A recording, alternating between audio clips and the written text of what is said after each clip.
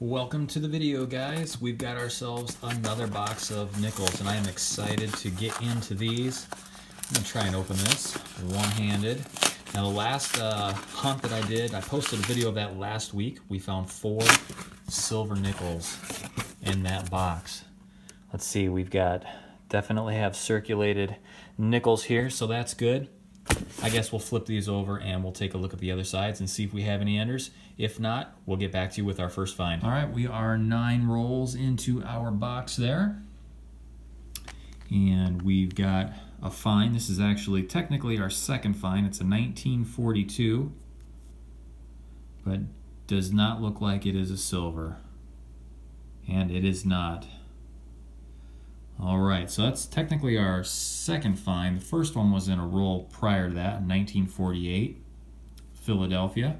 So we got 2 from the 40s there. And we've got quite a bit to go. So let's see what we can find. All right, guys, I went ahead and I spread these all out. I did see a gray edge on this before, and I thought maybe it was silver. I see the date on here. It is a 1942. But it has that silver look to it, so I'm guessing this is a silver 42.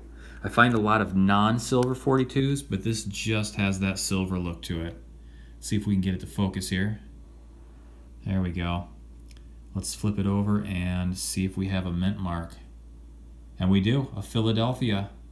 All right, and we are 16 rolls into the box there, and we have our first silver, and it's a 1942 Philadelphia. That is awesome.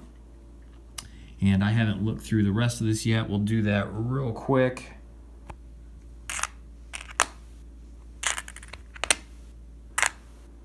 Didn't really see anything else. All right, great. We got our first silver out of the box. Just a couple rolls later, we have our next find. Not real old, but it makes the cutoff for what I save. A 1954. Denver, and that only gives us 3 older than 1955, and we're coming up on halfway through the box, so not a real productive box, but we did get that silver there, so that's pretty cool. But we're not done yet. Last week's nickel hunt, I found 4 silver, and most of them were in the second half of the box, so you never know. So let's get into the rest of these and see what we can find. Well, the very next roll, we found 2. We got a 1953 here with a, looks like a Denver mint mark. And then we got one that's a little bit older, a 1946 Philadelphia. So 2 more that we'll keep. So maybe it'll start to pick up here. All right, stay tuned and let's find out. Well, we are several rolls later into the box. It's been pretty slow, but we found our first foreign, and it's a Canadian in pretty rough shape. Let's see here, I forget they flip over like this. A 1986, pretty dirty. Dirty beaver. All right, a 1986, and this was from a previous roll, a 1953 Philadelphia. All right. We've got 14 rolls to go. Very next roll, and we have a beautiful 1953. Whoa! Let's see if we can hold on to this. Look at that, guys. That's nice. And it has, is that an S mint mark? That's got an S mint mark right there. Can't tell if that was a proof or not. Almost looks like the field could be a proof there. I'll have to look at that a little more closely. But either way, that's an awesome coin. We've got 4 rolls left. This is our 5th roll from the end, and we just got another foreign, and it is not a Canadian. I actually got a little excited when I saw this. Not sure I've seen one of these before. Oh, what is this? A 1939. Is this silver? What in the world is this?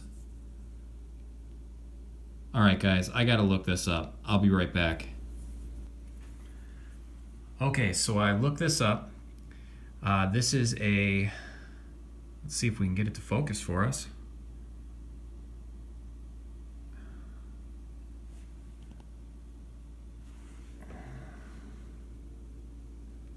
All right, so I looked this up, and what this is a 1939 a 20 Rappan.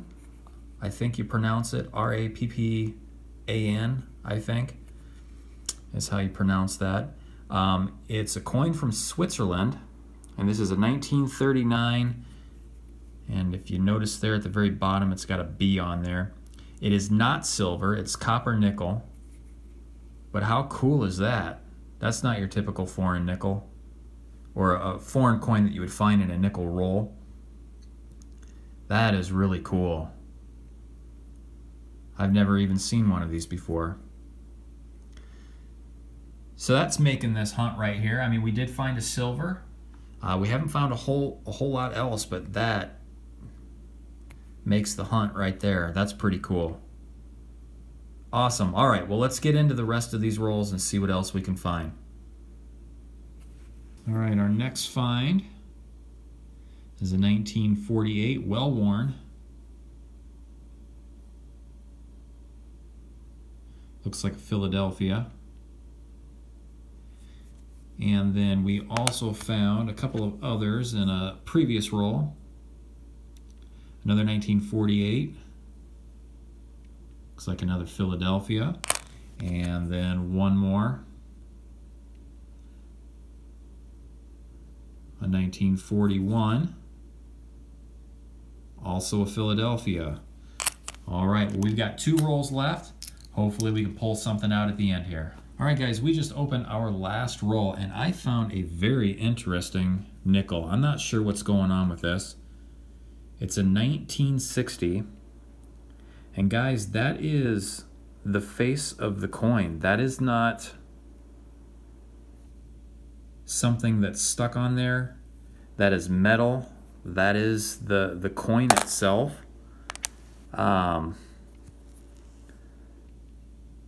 I don't know what to think of that.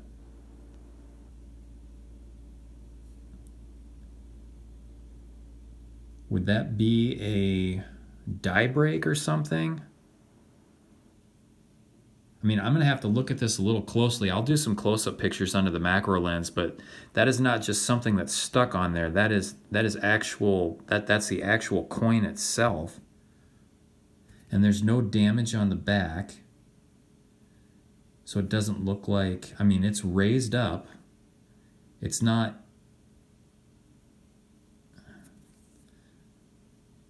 I don't know what to think of that.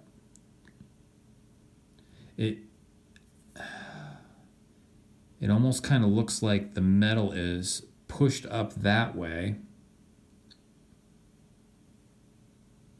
I'll get some close-up pictures of this, and you guys can let me know what you think. Let's get to our wrap-up, though. Okay, so I've got this 1960 nickel here that we found that's got this, whatever this is on it. I got to thinking about it, and I thought maybe it is a drop of solder. I got to looking at it a little bit more, and the edges are all raised up like it almost looks like a solder drop. So I've got my Weller soldering station here, and I am going to go ahead and see if this melts. See if that's solder that's on there. All right, I'm gonna wait for this to heat up a little bit more, and then I'll get back to you. All right, so here we go. Let me see if I can zoom in on this a little bit here. We'll see if we can get this to melt.